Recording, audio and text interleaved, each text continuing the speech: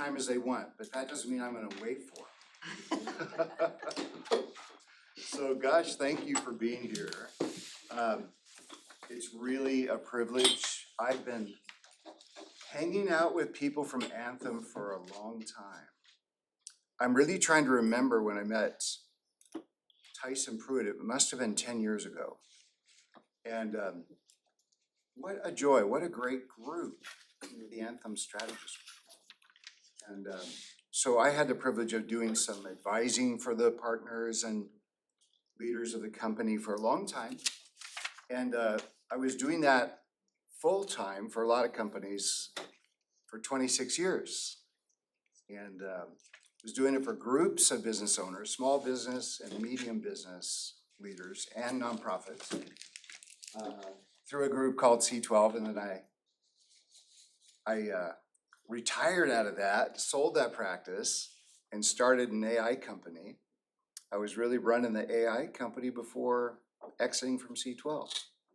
And so I couldn't resist, honestly. It's so interesting. And it's so nice to have all of you here. Thanks to those that filled out the survey. It really helps me to start to get an idea of who's in the room and what you're doing. So I'll talk about myself for 6 bullets of content, and that's it. Ready? So I had the privilege of getting into business by accident. So I was a geologist in the mining industry doing exploration for metals in Alaska and the Western US, and started to find the business part of that industry very interesting. And went into do an undergrad degree in business and switched over to a technology company in Spokane, Washington. Not exactly the center of the Silicon universe, but actually a very neat, fast-growing firm. And they funded my MBA work, which was neat, and opened the door to understanding technology, because that was the center of their universe. And so I got to do that work, got to do about 7 startups, worked running a business unit on the East Coast for a New York Stock Exchange traded company called Trans Technology, automating financial services and banking enterprises, and really enjoyed it. Switched over into advisory. I've done about 6,000 executive advisory meetings with business owners and their leaders, and really have enjoyed that, working with a couple hundred firms, and then started the Best Results AI in 24. How many were using AI in 2024? Show of hands. In 24, a few of you, right? Okay, has it gotten better? Yeah. Has it gotten better fast? Yeah. Is it accelerating in how it gets better? Yes. Isn't it amazing what we can do now versus just 24 months ago or so? So it's been a real run, and the sprint continues. And so we are fortunate to be in a time when we are witnessing something I never thought I would see.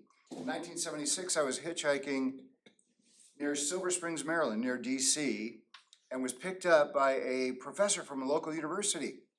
And I was so fascinated, and I said, "What are you doing?" He says, "I'm in computer science." Wow, tell me about that. What are you working on? He says, "Oh, we're working on self-driving cars."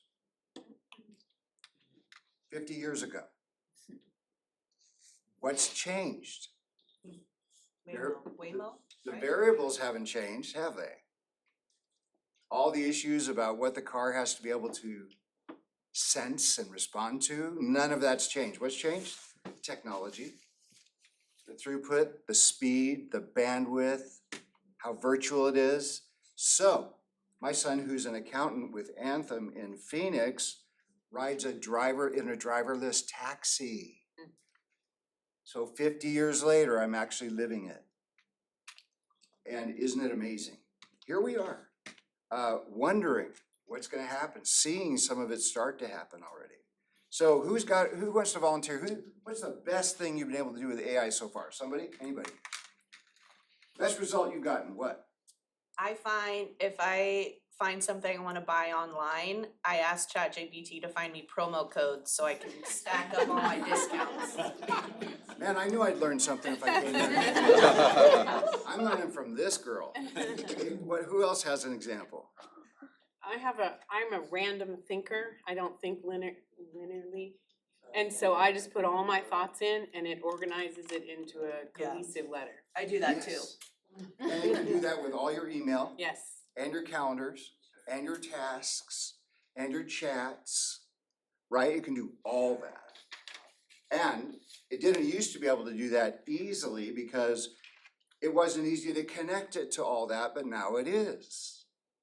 It's easy to connect. So I can connect AI to I happen to use a Google stuff. So, like my Google Calendar, my Google Mail, my Google Workspace chat, it's all connected. How many of you have connected stuff like that to AI? Show of hands. Couple, three. Okay, so you're early. So write that down. That's an opportunity for you. Is use the tools. By the way, I have more than 100,000 emails in my inbox. And I've never organized them in folders. And I don't delete the ones I don't care about because I figured out how to search for what I need when I need it. Now AI can harvest any information, analyze it, find stuff, and in the blink of an eye, right? And so now, I asked what's the best thing you've ever done with AI? And by the way, shopping is not bad. I shopped for an enterprise resource management system, an ERP, for a $65 million company that normally would have taken 8 to 12 weeks to gather functional requirements, study all the options out there in the marketplace, get demos, find out what ratings are like, find out from users how easy it is to deploy the various platforms. I did it in 90 minutes. And I didn't have to charge them $80,000 to $150,000 like people used to for just recommending an ERP for a mid-sized company. Right? It's incredible. The research it can do, right? So that's another category. Good stuff. Now, how many of you have a company with more than just you in it? Contractors or employees, either one. Yep, most of you have some people around. How many of you think over half of your people are using AI? Raise your hand. Yeah, a few of you. Yeah. How many of you think 80% or more are using AI? One of you, yeah. We're going to talk about that. Has anybody noticed somebody's writing has gotten really good in the last 2 years? Clue, right, clue. And man, their arithmetic on the budget is so much better than it used to be. That's half the fun. So how many of you have an AI deployment plan for your company? Raise your hand. What's your plan for deploying AI? You don't have one. You're just like most. I was speaking for the Wisconsin Institute of CPAs last September up in Milwaukee, and I asked that question of 125 who were on site. There were 125 remote, and 2 of them had a plan. So don't feel like you're behind. You are not. This is early, but it's accelerating. And so that's where we're at with AI. So we'll talk about policy in a minute. And then let's see. What's the current reality? Well, we just talked about it just a little bit. But let me suggest a couple things. Did you know that this is an old statistic, it's probably 80% now, about 80+% of all knowledge workers use AI. Of those, what percentage of them say their company has an AI deployment plan? Any guesses? 26%. About 1 in 4. About a quarter of them say their company has a understandable AI policy and deployment plan, but 80% of them are using AI anyway. What do you think the implications of that are? Well, it's kind of hit or miss, isn't it? They kind of do what they do, and what if they grab some proprietary data from the company? And what if they showed up using an unpaid personal account or a paid personal account on one of the large language models like ChatGPT, Copilot, Claude, Gemini, whatever, and they just put your personal or proprietary data in it? What's going to happen to it? gonna get exposed to the world unless they know how to set the setting that says, don't share it with the learning models. Okay, so is that a risk? Yes. If we don't manage it, yes. It's easy to manage, but if we don't get proactive, we can end up compromising data and making it exposed to the world. Okay, now, if you're not talking with employees who are using AI about how they're using AI and what their opportunities are, what the priorities should or could be for using AI, then that's a lost opportunity, that's all. What a rich reservoir of opportunity. In fact, it's almost too much. Anybody ever feel like, where do I begin with AI? A lot of people, yeah. Totally, because it can touch what? Pretty much everything. We'll talk about that too. So here's the deal. If you don't hear anything else, develop clear AI policies and procedures for data privacy, data security, and user-oriented boundaries for using AI, all right? So what else? Oh, if anybody wants, I'm doing AI policy workshops every other week. And if you grab, let's see, that note sheet has my email. If you want to attend an AI policy workshop, just email me and say I want to attend. And that'll be great. And I'll set you up. And it's easy. And what we did was we went to attorneys and AI technologists. We had them build an AI-based way to develop your policies. So in just less than an hour, we get you started with it, and then we give you a GPT. It's like a little agent for building an AI policy. And you can take that and finish it. Is that okay? Super simple. And so what else? What about the numbers? You curious about the numbers? Some people in this room are financially oriented, so bear with us, financial people. Here's the numbers. 75 to 80% of global knowledge workers are using AI at work. The majority of them started using it in the last 12 months. How many people is that? Way over 1 billion. Just started. What other technology in the history of humanity has been adopted at that rate? Nothing. It's the fastest adoption of any technology in the history of the planet. It's also the most disruptive when it comes to knowledge work. Okay, what do power users say happens to their work life? What do you think they say? Well, I'm just going to tell you what they actually say from research. This matches our clients. We've served about 500 people so far, getting them from dabbling in kindergarten level use of AI up to college level use of AI and beyond. They say the same thing, these research reports. 91% say it helps them save time. Anybody save time with AI so far? Lots of you. Second, 93% say it helps them focus on their most important work. Why do you think that is?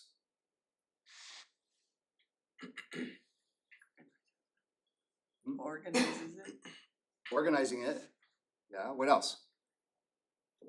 AI does the busy work a lot of the time. Busy work. Does a lot of your mundane or repetitive, so you can focus on things that are a bit higher order thinking and relationship building, strategy, planning, analysis, research, whatever you want to do, right?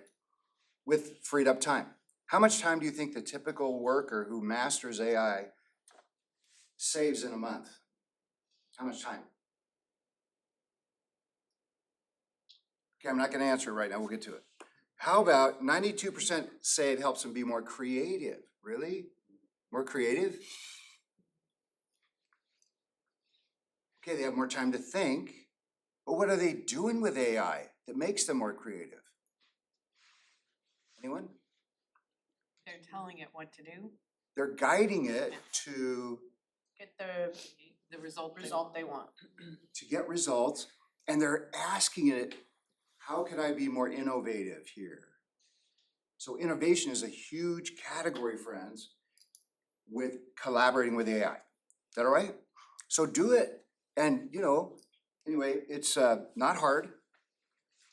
it's just a matter of saying, wait a minute, you mean I could? And the answer is yes. And so, and I can show you how in a few minutes. And then 91% say it helps them enjoy their work more. Anybody enjoy their work more using AI yet? Anybody get to that level? Several of you, that's fun. Why not? Right? Why not? Enjoy it. And companies are hiring for it. You know, there are some companies that will not hire you if you can't use AI now. Anybody surprised by that? Raise your hand if you haven't heard that before. Right? There are many hiring managers who would rather hire a less experienced person who knows how to use AI than to hire a more experienced person who does not know AI. Okay? Anyone have a hunch about why that is? Okay, I'm gonna back up one step. How many books, the equivalent of books, has AI read? Every single one of them. Millions. So it's in the millions with an M. How many websites, articles, and research papers has AI read? Millions. Billions.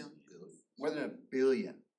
Okay, so if I have an employee who knows how to tap all of that knowledge and put it to work, how do I compare that employee to somebody who cannot? I think it's a fairly easy comparison. But you have to know what's possible. We'll look at a couple things today that'll help elevate your understanding of what's possible. The numbers are just going up. I asked earlier, remember, I asked about how have you noticed it's changed in 2 years? Huge evolution of functionality. Now, could AI really help me and my team do our jobs better? I mean, my job's special. I have people on my team who are special. But wait a minute. If it's read billions of websites, which include thousands of job descriptions, countless articles and books on best practices for how to get stuff done in different roles in different industries and different companies, probably it could figure a few things out. Well, it turns out that's the case. So I'm going to show you, this is why I invited people to sit up close, because I'm about to go into online work. And I think we'll just zoom over to a new tab and put this in. And this is just a little GPT, or some people like to call them agents. They're actually pre-agentic at this stage. If you want to use the formal definition of agents, they're autonomous. Most of our GPTs are not yet. But this one says what? It says, let's get started. Okay, get started with what? Well, get started with, I'm your AI assistant, and I'm here to help you create the first draft of your AI role plan. One of you who have some employees in your firm, tell me what your job title is. Anyone? HR director.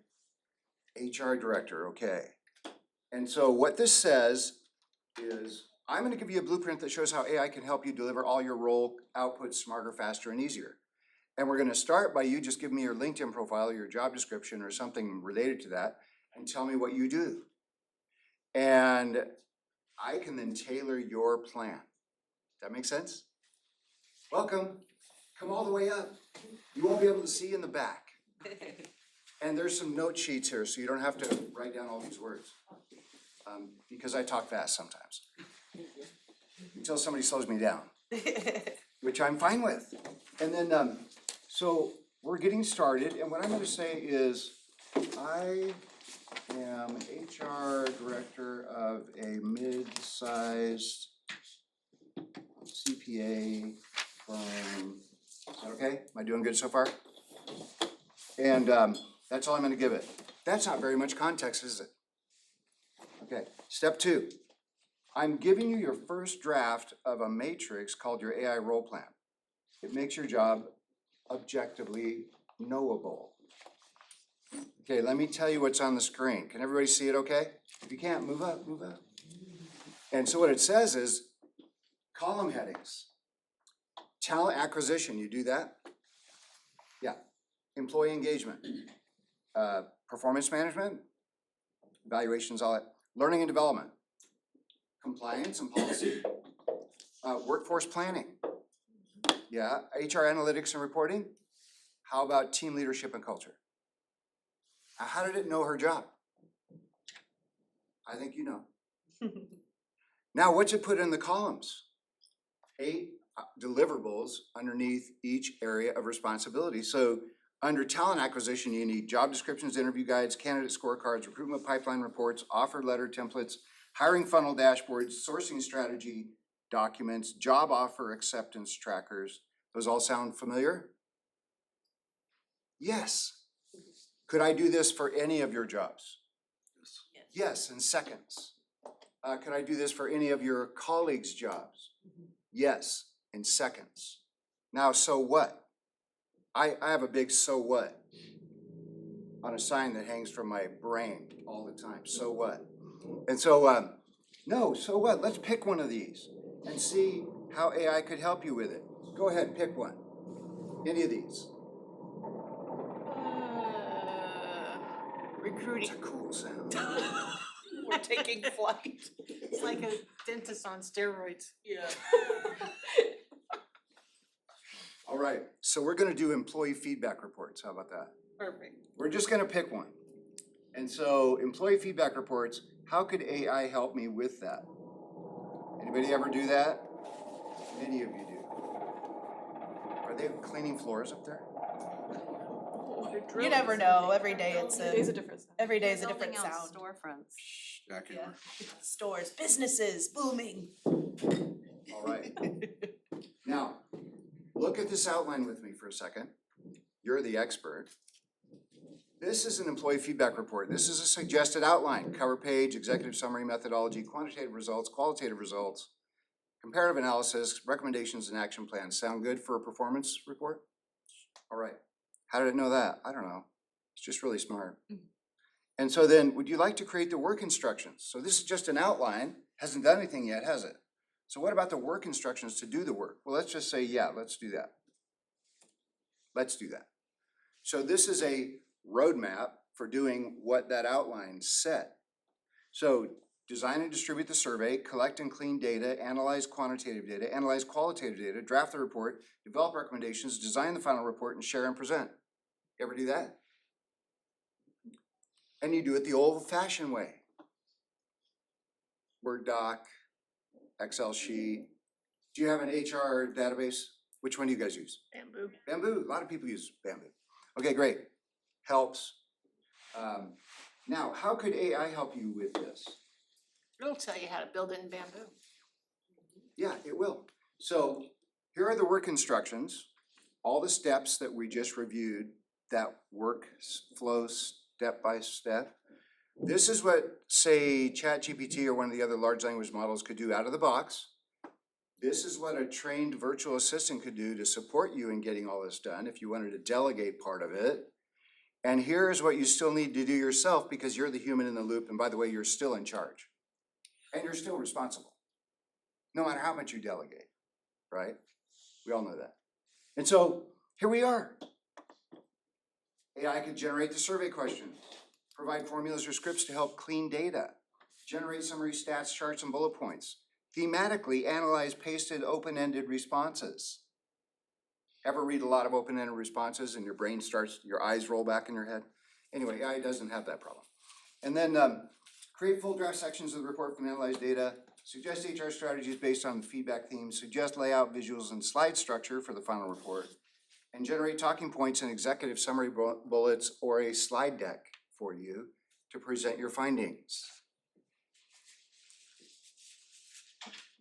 Anybody curious how long that would take the old way? How long does that take the old way? Weeks. Okay, now let's do a time study. We're gonna compare the old way with AI. It's appropriate for time. Yeah, it's appropriate for time. So same steps, remember on the left column, these are the same steps we've been talking about. And without AI, it's estimating 27 hours to do this, to design this, to get it ready. to present it. With AI, 7.5 hours, so you're saving 19.5 hours, which is approximately 70% of the time that it takes to do that. And I told you, we've helped over 100 organizations and hundreds of people master AI. And we're finding they're saving between 10 and 70% of the time that it used to take them to do their job. So they can go to work doing something else with that time. Elevating excellence, expanding territory, building relationships that they didn't have time to build before. Okay? And so, what difference would it make in your business or nonprofit if you could save that much time? I put a place on your note sheet for that. What difference would that, what impact would that have on your organization? As managers, as stewards, as servants in the marketplace, I think we owe it to ourselves to answer that question. Because we're in a new era now. We don't think the way we used to think. Once we realize what's possible, we think more expansively, I would say.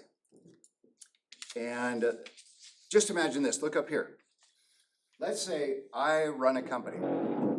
I do. I have a virtual firm with 6+ people in it.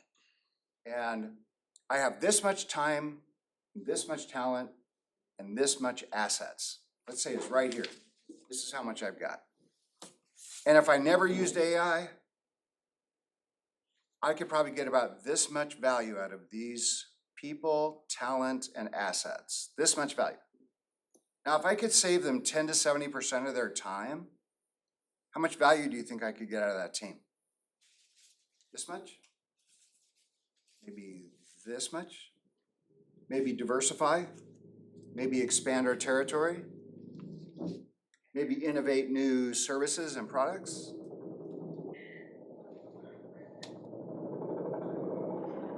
I know, a silent floor cleaner. Oh, right. See, we're already innovating. And so, but no, seriously, think this is for you. What impact would that make? I've got a buddy who's an executive director of a small nonprofit. It's called marriageteam.org. 89% of couples who come in divorce-minded, who go through the marriage team coaching, stay together. That's interesting. That's higher than professional licensed counseling. Pretty good little organization, okay? His name is Matthew. We took Matthew through an AI workshop series. Within 10 weeks, he said, I'm saving 75 hours a month. Make sense? With AI. Applied. Not just thought about, but doing it. 75 hours. What would you do with 75 hours a month? Think about it. What would your people do? What would your colleagues do? What would your contractors do if you showed them how to save time and serve you better? Have thoughts about that? Write them down. Think about this. Either write it down now or write it down later. But this is the new stewardship, if I can use that term. This is the new management opportunity.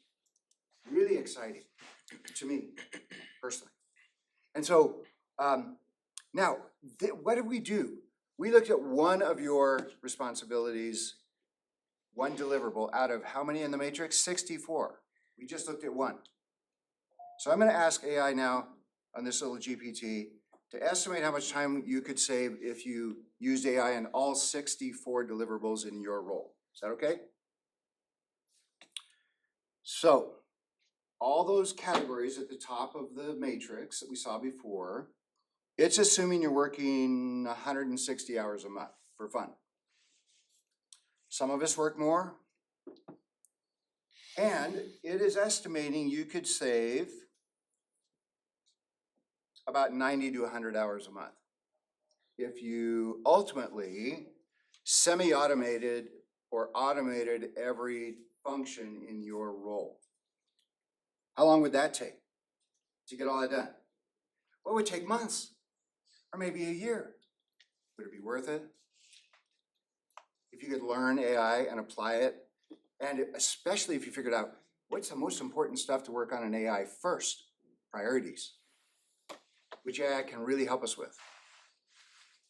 It's cool. AI can help us identify where we'll get the biggest bang for the buck with AI. Really neat. And so that's a technique we use all the time and show people how to do. So now let me jump back to this. It knows your job. We just demonstrated that. It knows how it can help you do it better, faster, and easier. We just looked at that. And it knows that for every deliverable, for every role in every organization. That's what we found out. So now what are we going to do with that? Well, it depends on what our role is. It depends on what our colleagues do. It depends on our vision and our plans and our roadmap to realize results as an organization, right? And so I want to show you a thing that's going to be kind of fun. Was it Jeff? Yes, sir. Yes. I'm going to show you something that's going to be really fun for him because he has a marketing agency. Near and dear to my heart. I was the president of a marketing company for a couple of years, so love it. Been doing marketing since 1983. And that was before you were born.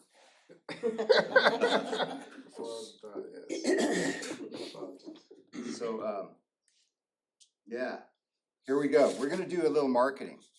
Who wants me to do some marketing for their company? Anybody? We could have coffee. I would love to sit down and pick your brain. We'll do it. All right, somebody else from some other organization. Okay, for BBSI. Yeah. For the region you're in. Right. Okay, so here's what we're gonna do. Watch this. This is something that we invented in '24. It was part of an effort of 60 people like me, consultants and executives, who worked together every day for 4 months, for 90 minutes, brainstorming how to get AI to work. It was 7,000 person hours of investment in working on AI to get it to do stuff for us at work. And so one thing we invented was the AI marketing agency. This AI marketing agency is gonna do what good marketing agencies do, and then it's gonna, in this case, we're gonna pick one channel of communication, which is email, and it's gonna develop some great emails, but not willy-nilly, no. It's gonna build it based upon research, analysis, psychographic profiling of the ideal customer profile. It's going to do a story brand messaging strategy made famous by Donald Miller. And then it's going to convert that into an email sequence for our BBSI. Is that okay? All right. So I'm gonna help you produce a high converting email sequence to your ideal customer profile. Let's get started. By the way, if you took a workshop series from us, I would show you how to build this. In fact, I would actually give this to you. And I would show you how to use this to teach AI to mimic any professional services team, like a law firm, or a marketing agency, or an engineering firm, or a fractional CFO firm. Right? And so here we go. I'm your AI agency account manager. I'm super excited to be working with you to help you grow your business and book more appointments with your ideal customers. How's that sound? Why not? Okay, to kick things off, I need you to tell me the product you're selling, the result it helps people achieve, and the role of the person you're selling it to. So I sell PEO services. Anything else? No, that'd be good. To small or small medium? Small, medium SMB owners? owners, yes. So they can realize what? About the value of it, you outsourcing their payroll and HR. More effective and efficient payroll and HR? Yes.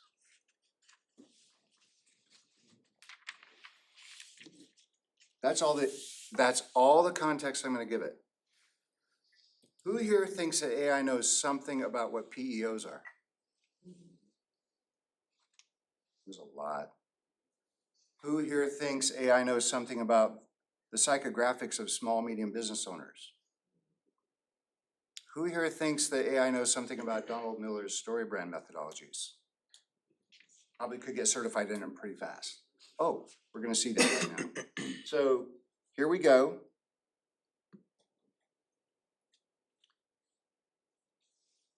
We're gonna start by turning it over to our customer psychology team. Why not? That's what all great marketing agencies do. Research, psychographic profiling, always start there. For who? The ideal customer profile. Ready to get started? Yes, I'm ready. Heavy lifting for me, I have to type in YES. Now, this is a psychographic profile organized in 5 buckets: dreams, past failures, fears, suspicions, and enemies of moving forward on the part of these business owners that we want to serve. The dreams are operational freedom, peace of mind, scalable systems, enhanced employee experience, and cost predictability. Sound familiar? Yes. Yeah. Past failures, it's likely they may have tried this. They've had do-it-yourself headaches, overpriced consultants, tech overload, employee complaints, and growing pains. Sound familiar?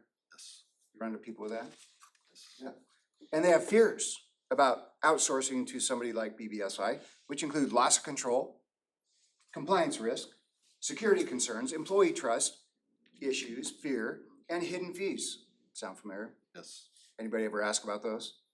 A lot. All the time, right? And they have suspicions about working with a third-party PEO, like, what's a catch? Is it really gonna be easier, or is it just marketing? Or, will they really understand my business? I mean, do they get my niche? Can they help me?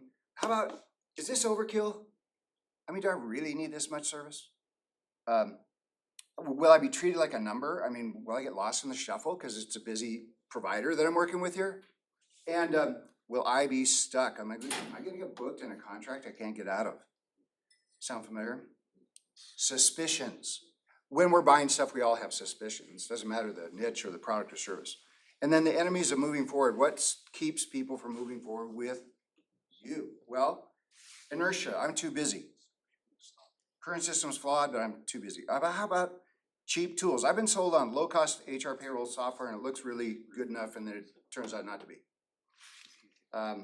Bad experiences. I've been burned in the past. How about internal resistance? A partner, a co-founder, a staff member, they oppose this outsourcing. And how about misinformation? Believe that PEOs are only for large companies and that they're too expensive. Is that about right? Yeah, or they're taking over someone's job. Yeah, it's gonna take over somebody's job, yes. And by the way, at any point when I'm interacting with AI or in a GPT like this, it's pre-designed, could I stop right here and say, add this to this section? Yes, of course I could. It's just a dialogue. I just happen to be in the middle of a sequence. Okay, now it's time to hand off the work from the customer psychology team to the messaging team, the story brand team. Because every marketing strategy needs some messaging to go out through the different channels of communication. And so, you ready to move on to that step? Sure, let's hand it off to the brand story team. Now, brand story is a framework or a discipline model for building messages. And it always has the hero, which is your target audience, who have a problem. In this case, BBSI. They're overwhelmed by payroll, HR compliance, and employee management tasks that drain time and energy. And they have an internal problem. They're feeling anxious and frustrated. They're worrying that one misstep could cost them thousands or even trigger a legal headache if I don't do this right? And then they have a philosophical problem. They believe that small business owners should be free to focus on growth and not get buried in the admin work. Is that right? Yeah, that's the problem. Yeah, right there. And now they meet a guide. Who's the guide? BBSI. And they bring 2 things, empathy and authority. We get you. And by the way, we've done this so many times before that we can do this reliably for you, right? We bring that. Now, what am I gonna offer you? I'm gonna give you a plan. to resolve this. And I'm going to schedule a quick call with the team, or we can audit your current HR payroll process and show you where we can help, or you can get a customized plan, we'll take it from there. You could reach out for a free consultation, whatever it is. So book a free 20-minute consultation today. Or download our free guide, the 5 hidden payroll risks that could cost you SMBs thousands of dollars.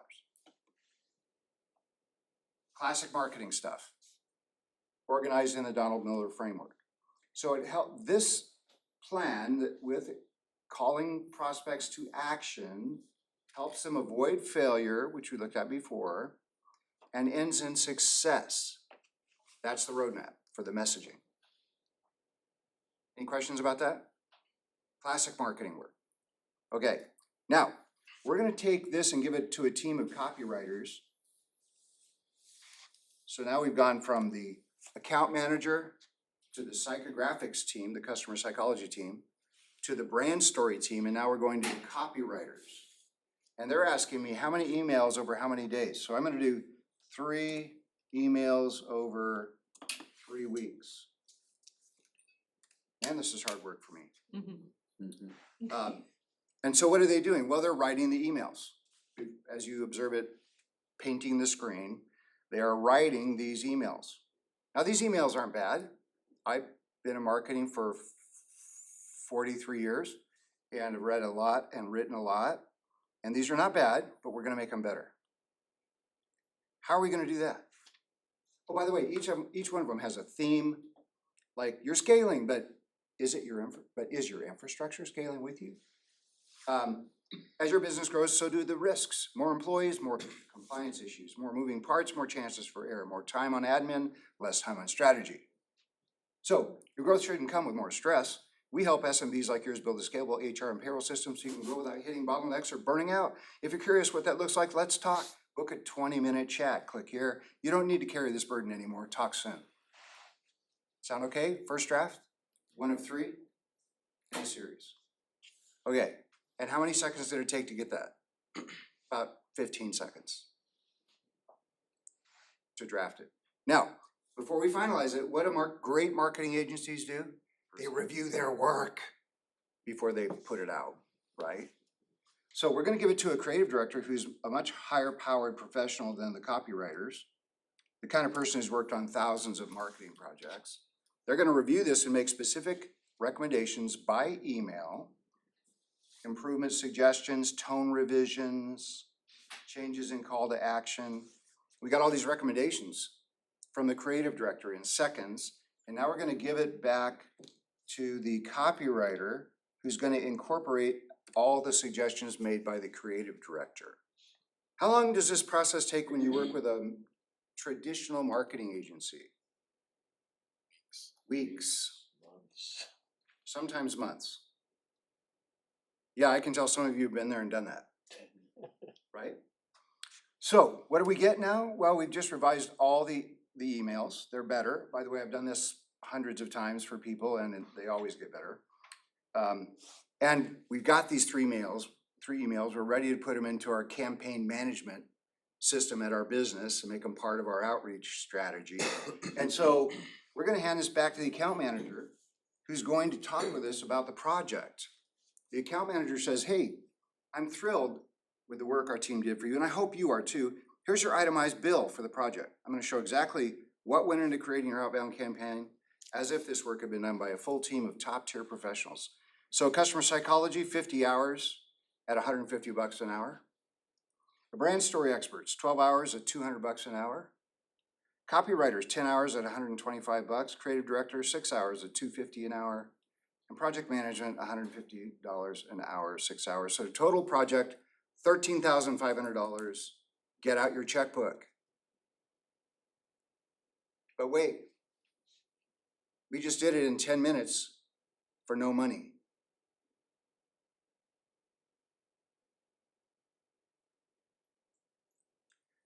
Anybody understand why NVIDIA's market capitalization is approaching $5 trillion yet? Are you grasping the implication? A lot of people out of work in the creative business. It has the potential, doesn't it? Just like my great grandfather who used to make buggy whips. Right? They all had to find another way, and they did. In the Industrial Revolution, in the information age, in the communication age, right? Every time. That's what is going to happen for those who are ready. And by the way, on that topic, what percentage of small, medium businesses who deploy AI are laying off even one person?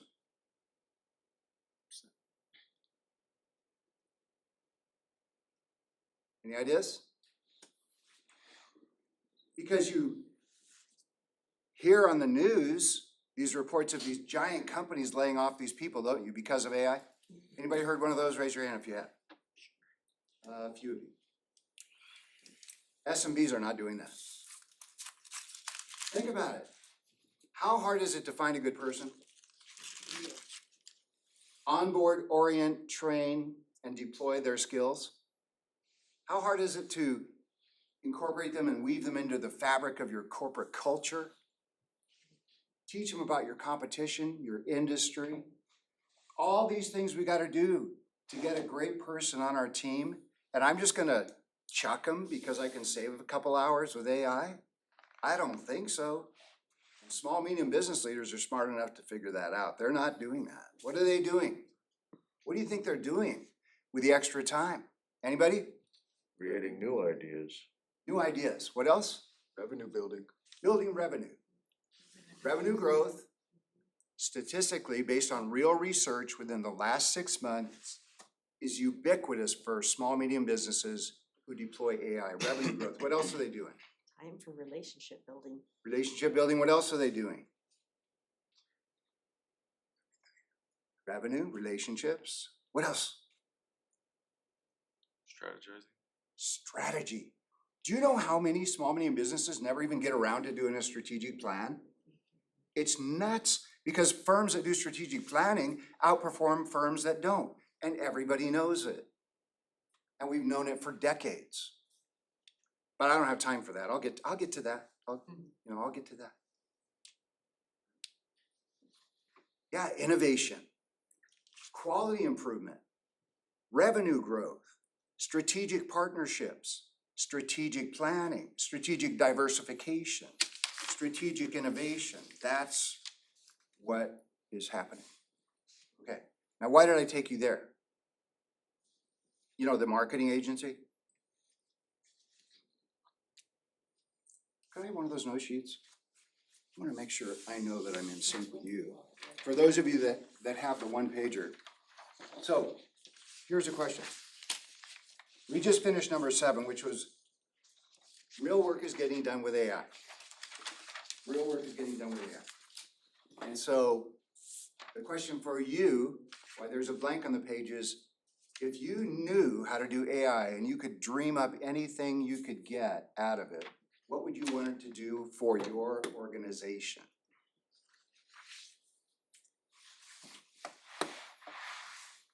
Give that some thought.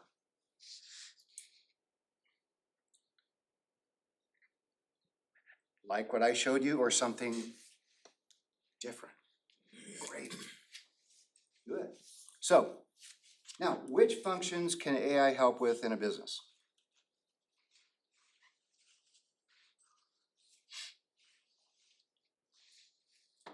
Here's a model of a business.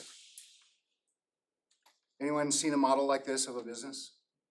A business is a collection of functions or systems or processes. And everybody's got to manage stuff, market stuff, produce stuff, and manage the resources it takes to do it, don't we?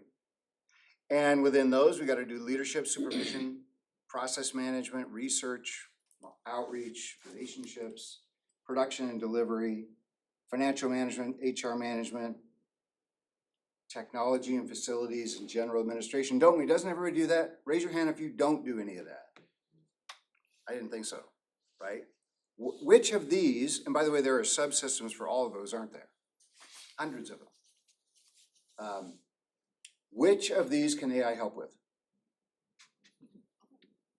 All of it. It turns out all of them, yeah. We have not found a single knowledge-oriented work function where we cannot help with AI. Not one yet. Interesting. Even in the age of AI, I can still hit myself on the thumb with a hammer. But turns out you can definitely do research. Now, what happens? What's holding you back?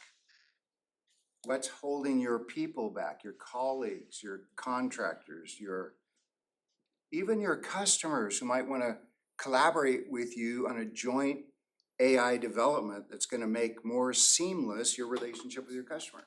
What's holding everybody back? Indifference, I don't care. I can get my work done without that. Anybody there right now? I just don't care. I can get my work done without that. How about fear? Anybody have fear about AI? A little bit? Yeah. What's the fear? Messing it up. False Messing it up. information.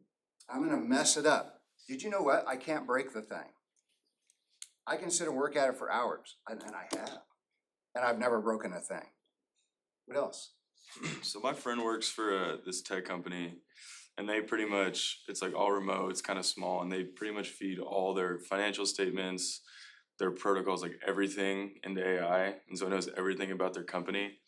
And so he's telling me one thing he worries about is like, what if there was some kind of data breach or hack or something, and all their data is, like the chatbot knows all of it? Is that like a risk for companies, or is like Everybody asks that question, don't they? Eventually, you get to that question. Now, how many organizations in the world are using tools like ChatGPT, Claude, Copilot, Gemini, Perplexity? How many? Probably all. The big ones. We're going to be at very close to all by the end of this year. Yeah. This year. So they're all trusting, just like they trust their banking processor, right? And their healthcare HIPAA information processor, and their counselor who has personally identifiable information. They're trusting these large language models in the same way that they're trusting those other providers. And if there's ever a breach, it will be the end of whichever company breaches it. They'll be done. Because everyone will flee them. No one will trust them. And so now what happens is, like, I don't care about AI. I can do my job without it. Or I'm afraid of AI. Why else might you be afraid of AI? We only hit 2. Go. Okay, I'm a voice artist talent, and I've been doing voiceovers for over 60 years. Several times I've had people call me from locations around the country saying, "Hey, Bill, we heard your voice on that wonderful news at What Spot." My voice has been ripped off and sampled just by guys listening to stuff that I have and constructing new things. Yes. I don't know who the hell they are. No, it is it's an inevitable, because of human nature, it's an inevitable risk with AI because of its power that people are going to take things that don't belong to them. And so they are. Yeah. They are.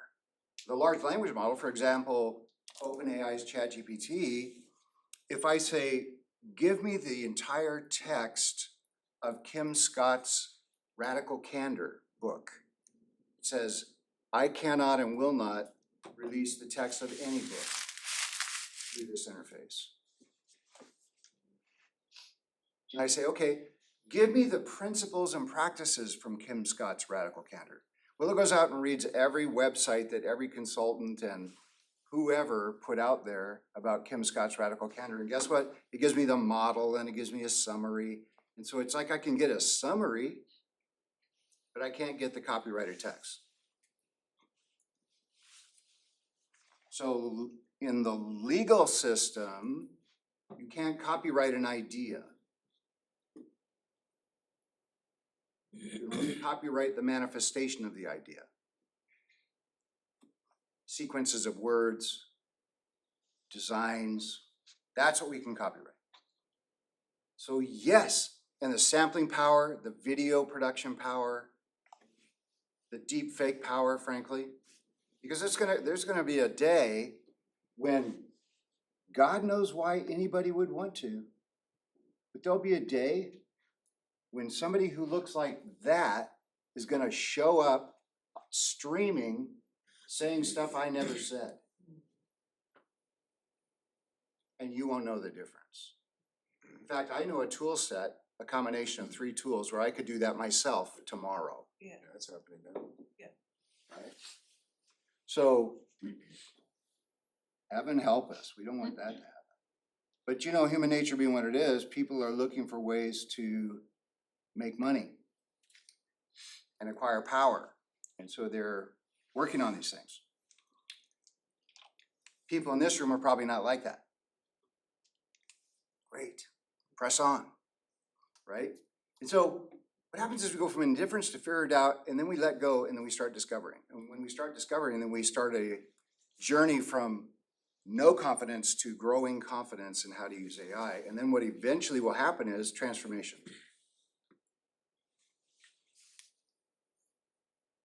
Transformation of what? Anyone? Whatever you want. Whatever you want. However you want to apply it, I think is what you meant. Right? Yeah. Whatever application. Now, so what's the implication of that for me as a knowledge worker? What transformation is happening in me, the knowledge worker?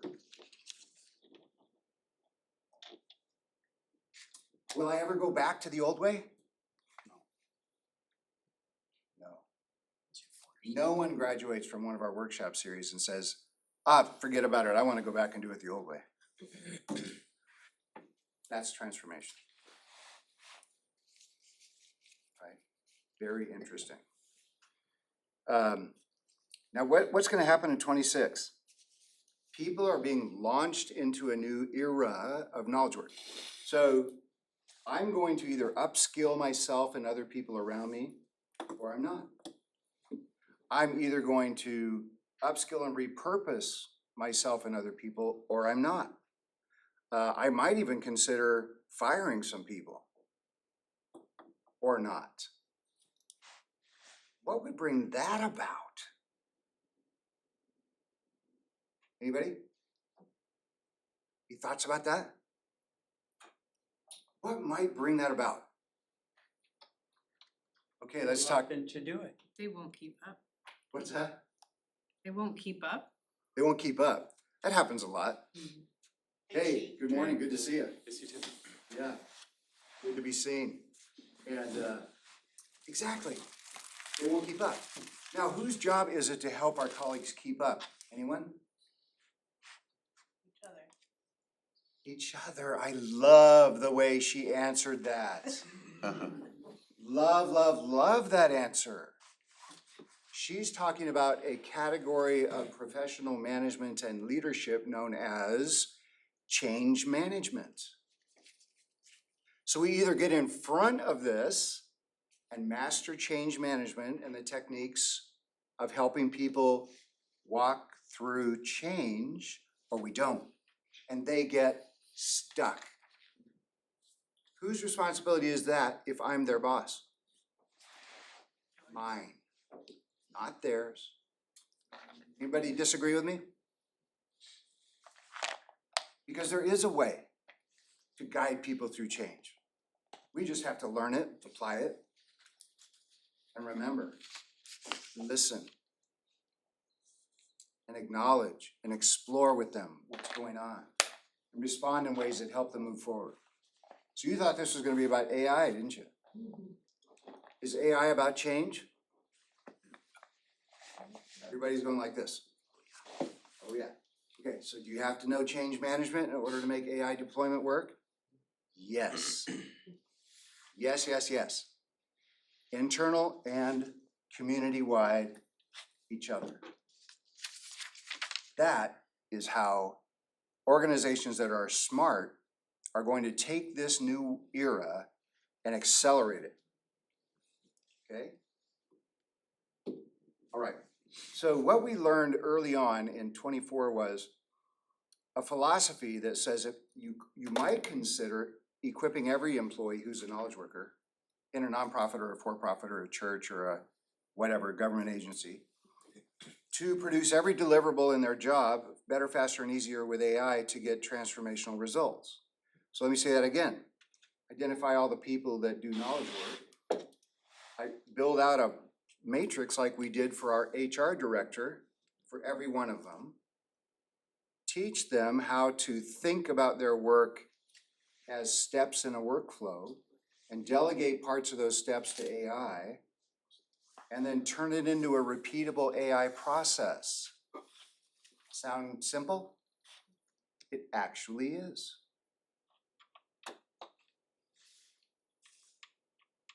This is not rocket science. It's just a new way, a new tool set and a new way of thinking about work and doing work. Now, how many of you have kept track of your AI gains so far? The gains you've made in applying AI. Anybody tracked it yet? Mentally, it's like, yeah, that worked. I think I'll do that again. That worked. It's all vibes, it's a vibes thing. It's a vibe thing. Okay, I like it. Now, so what we did was we said, vibe's cool unless you're the chief financial officer, in which case I don't want to spend any money on AI upskilling unless I know I'm gonna get a return on investment. I want an ROI. Do you? Yeah, I do.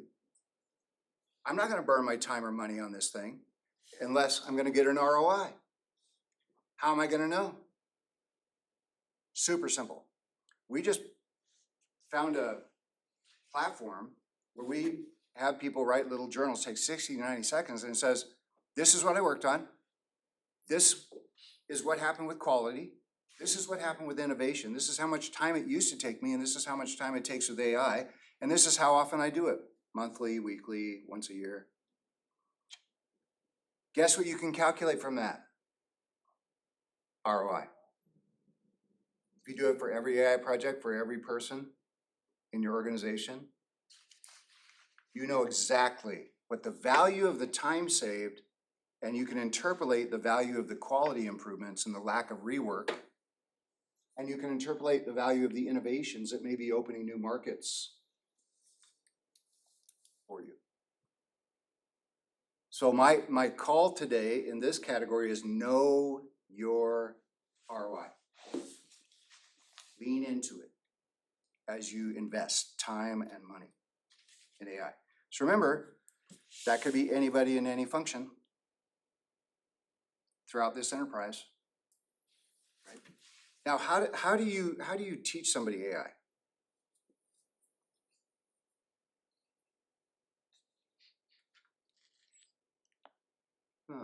You go to a class.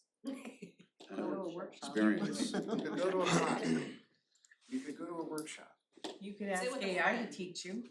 AI can help you learn AI. Here's what we found. Teaching people with pre-recorded video does not work. Why do you think that is? No hands-on. They're not using it. So they could do the hands-on, they could run the video, turn it off, do the hands-on. Okay, but what is missing? Human interaction. And why do we need interaction around transformational learning? Trust. Yeah, it's just human nature.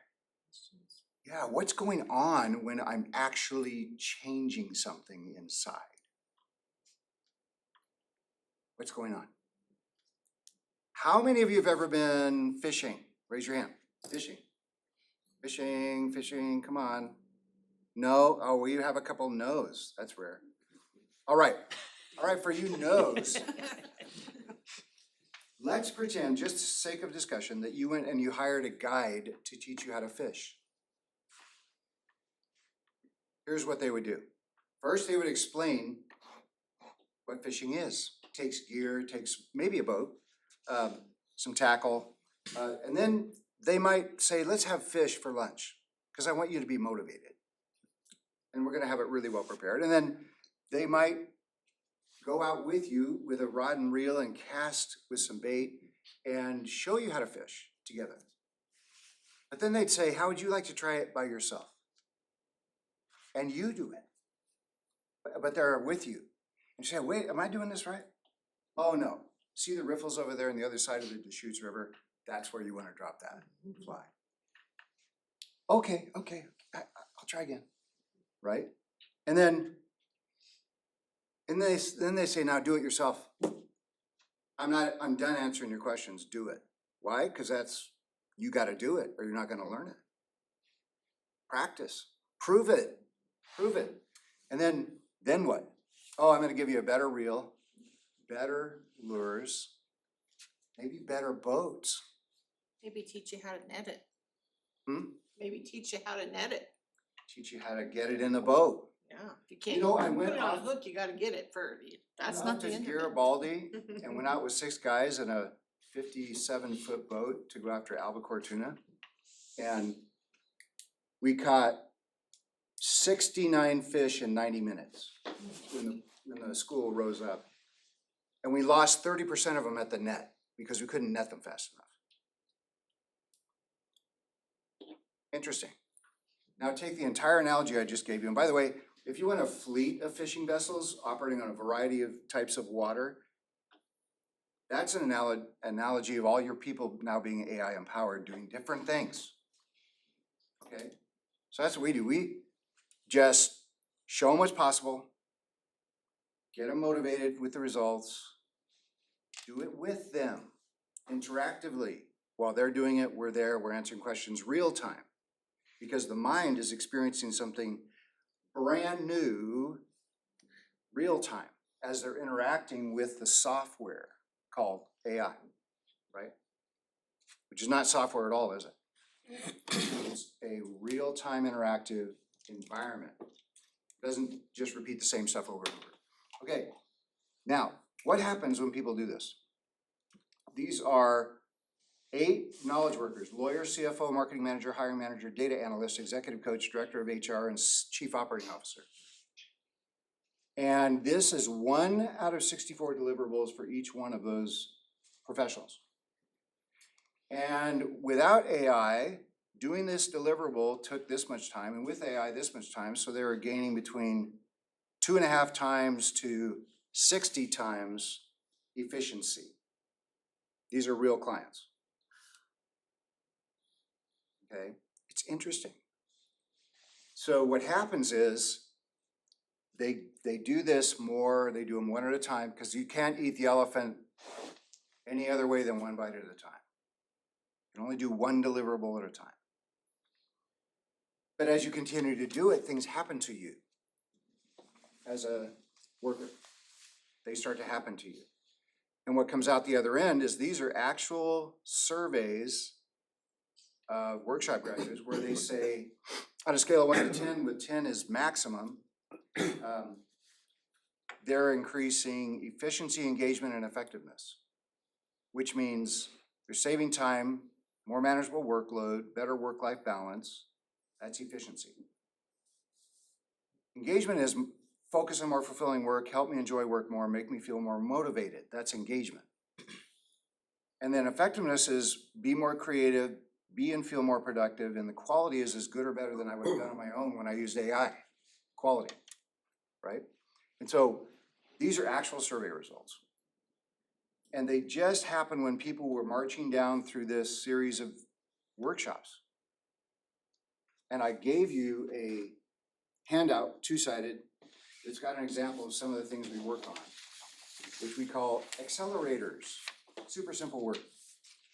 And what do? They just help people know how to get the most out of AI without having to do it by trial and error.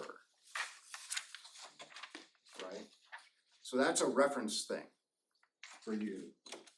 Has an introduction. Now, what questions do you have so far? I've been talking quite a bit.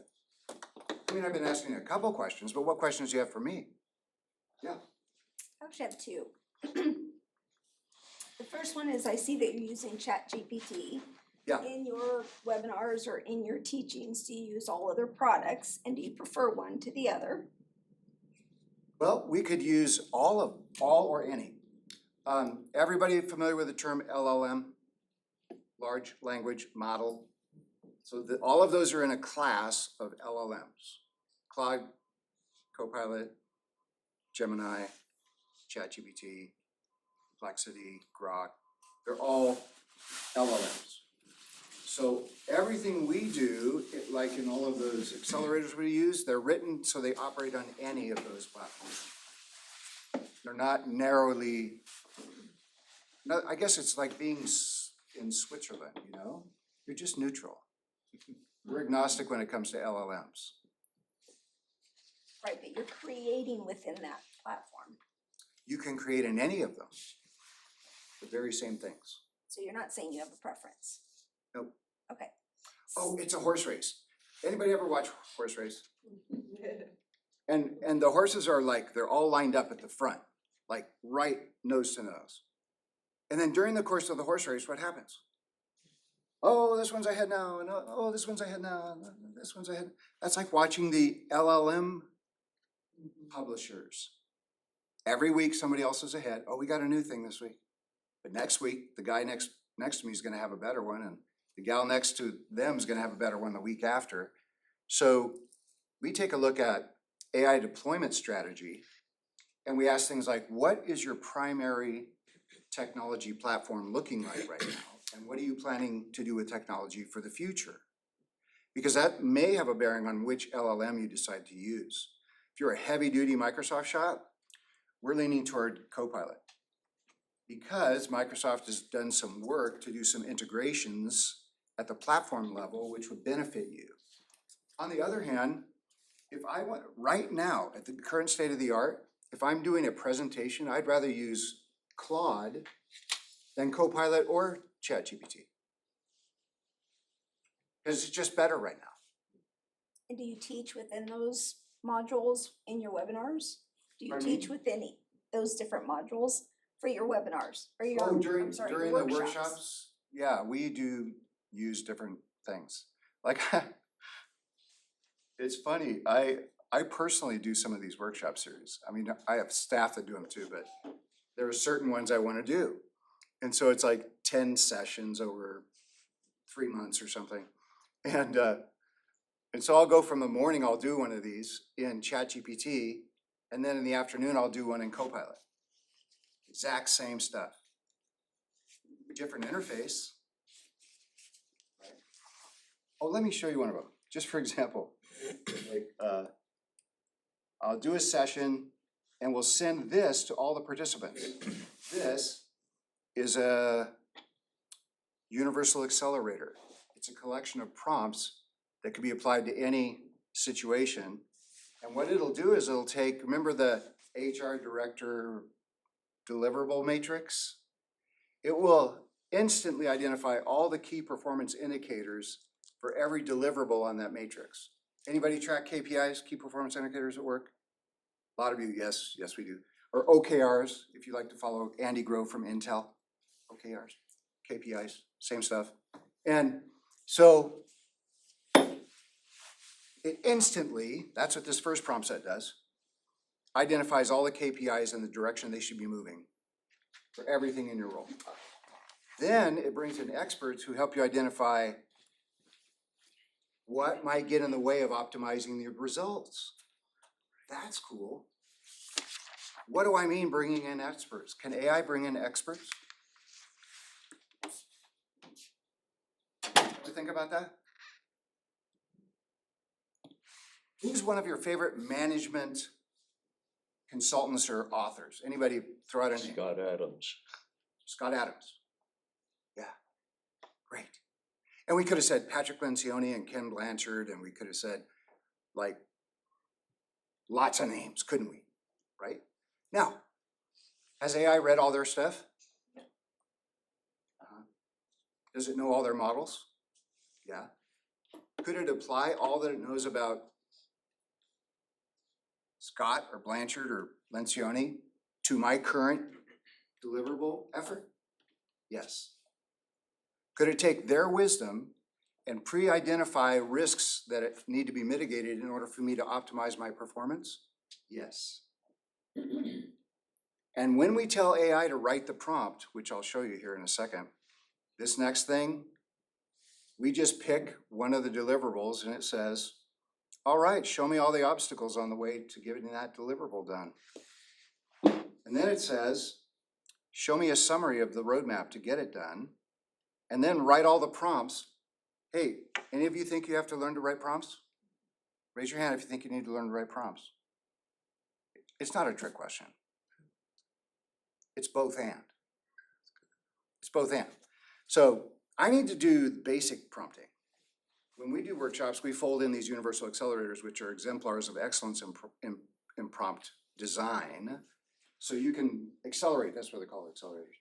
And, but we have AI write most of the prompts nowadays. So you don't have to be, anybody remember a term called prompt engineer? Was wild in the 2024 last year before last. It was a big deal. Everybody said, oh, get ready to go to graduate school and be a prompt engineer, and that lasted about 6 months and it was obsolete. Because AI is the best prompt engineer on the planet. Okay, so then it does all this stuff for you, gives you a roadmap, shows you how to optimize your performance, and then it'll write the memo to your boss and your colleagues explaining what you're trying to do and how much more efficient you're gonna be with AI. And that's just one of our accelerators to help people pick a topic, problem, challenge, opportunity, identify the roadmap, bring in expert advice, have that advice guide the roadmap and the writing of prompts, mitigating obstacles along the way. And then given all of that, which by the way, those prompts, what will they do? They'll do all the cognitive heavy lifting for you. They'll do the thinking work for you. So you can orchestrate that. So yeah, go ahead. With you saying that,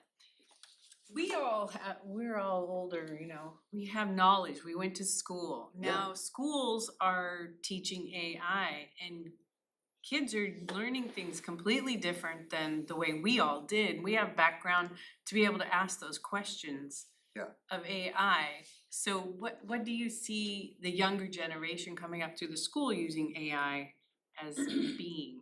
Wait until my book comes out on that topic. Oh. I'll give you the inside track. Okay. It goes like this. Educators must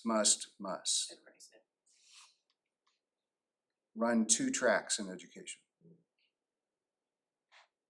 They must split the classes into the part of the class where all electrical devices are put in a basket and students can only use paper and pen. And they must prove it, whatever it is, right from their brain to the page. Otherwise, you fail. And then the other side of the class grabs all the electronics, brings it right to all the kids and says, we're gonna take it to the limit with AI. Both and. And that's not gonna be just preschool and K-12, it's gonna be all of higher ed. And the small private schools are gonna eat the lunch of the stodgy universities, who will take forever to do that. Because they love to live in their traditions. Oh, I'm done reciting my book. There you go. I also think schools should start maybe focusing more on the, you know, the soft skills and the team building stuff and the social skills and stuff that AI may be taking away from, or technology may be taking away from, since they have that tool to use for little stuff that they can learn. What will be left when all the heavy research, heavy composition, heavy analytics, heavy information formatting, heavy data integration is done by AI? What's left? Relationships, innovation, strategy, creativity, influence, Collaboration. integrity, collaboration, project-based experiences, and learning and initiatives. That's why AI doesn't ever remove humans, ultimately, right? It just changes the game. And so I was down here on number 10. You got that note sheet, number 10? And I showed you the marketing AI agency, and I didn't want you to miss this point. In one of our workshops, we give you that, everything that's under the hood with that, and then we show you how to teach AI how to use that as a model for any team of professionals. So how did I get the purchase and sale agreement done for the company I recently sold last year? Did I call an attorney? No. I said, pretend you are a world-class business contract composition legal practice with special knowledge in Washington state and national franchise law. And draft, based upon the demographics and the sale price and the terms, a purchase and sale agreement. Which I had, how fast? 10 Seconds. seconds. Seconds. I then reviewed it, made some adjustments, sent it to my attorney, said I'm willing to pay you for up to 90 minutes and no more to review this contract. Said it's fine.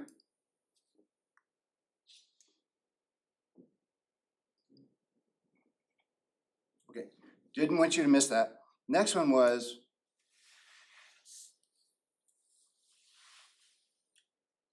the evolution. We were just on evolution of AI workers. What did people start doing with generative AI? They sat down and they said, give me a recipe for blueberry pancakes. And it did. Now add peaches to it. Okay. Could we do this gluten-free? You get the point. Chatbot stuff. We chat, it talks, we chat, it talks. That stopped. Why? Because it got smarter and friendlier. Yes. So what did we start doing then? We started actually doing large prompt sets like the one on the screen. And we've done tons of these. And what do? They do much more sophisticated work. Much more sophisticated. And great, because they produced a lot more value as a result. And so that prompt engineering thing I joked about from 2024, that came and went in a flash. So we show people how to use AI to write all the prompting, but do it in the context of actually getting value out of it. So now we call people who are equipped workflow experts. What's a workflow? Anyone? Anything you do to get a valuable result, right? Anything. And then what's going to happen by the end of 26 is there are going to be people in positions of responsibility who have who knows how many people that work in their midst, and who knows how many workflows cross through the organization that those people are a key part of. And they're going to be agentic workflow orchestrators. That's a lot of syllables. Agentic workflow orchestrators. They're going to be like a conductor of a symphony. The symphony, the score of the symphony, and the staff for each of the musicians are going to be various AI workflows.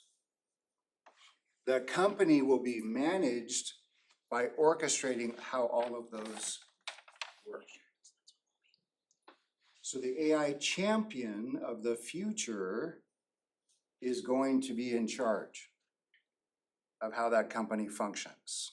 Any questions about that? That's what's coming. It's 10 o'clock. How'd that happen? I know. Was this helpful? Give me some feedback. Yes, very helpful. Did anybody learn anything new? Raise your hand. New?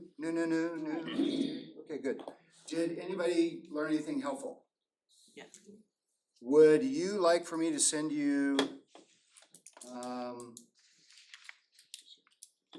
you remember that thing, that we did the HR director thing? Remember the matrix thing? Whole matrix. Would you like me to send that to you so you can do it for yourself and others? I think everybody would like that.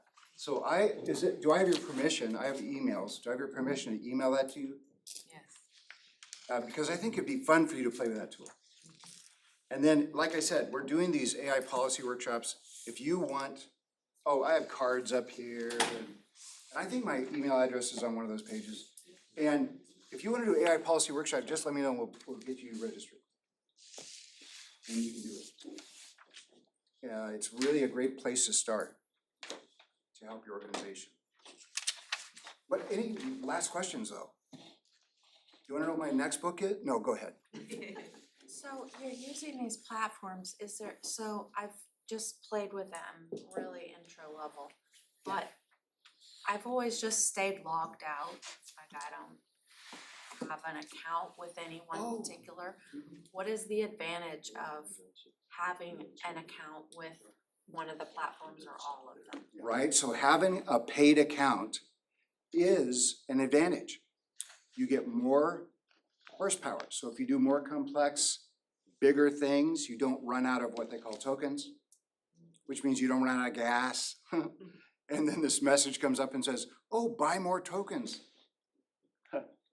Which if you really pound on AI, that's gonna happen to you eventually.